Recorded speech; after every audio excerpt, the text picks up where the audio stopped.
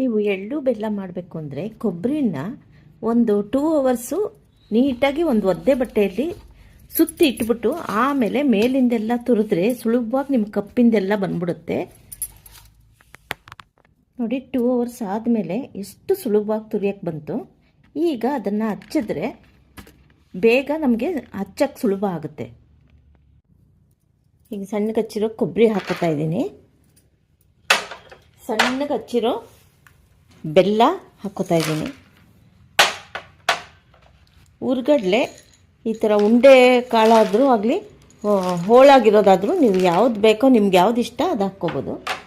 ಹದವಾಗಿ ಹುರಿದಿರೋ ಕಡಲೆ ಬೀಜ ಹುರಿದು ಸಿಪ್ಪೆ ತೆಗೆದು ಸಿಮ್ಮಲ್ಲಿ ಇಟ್ಕೊಂಡು ಹುರಿದು ಹಾಕ್ಕೋಬೇಕು. ಜೀರಿಗೆ ಪೆಪ್ಪರ್ಮೆಂಟು ಇದು ಸಿಮ್ಮಲ್ಲಿ ಇಟ್ಕೊಂಡು ಹದವಾಗಿ ಹುರಿದಿರೋ ನೈಲಾನ್ ಎಳ್ಳು,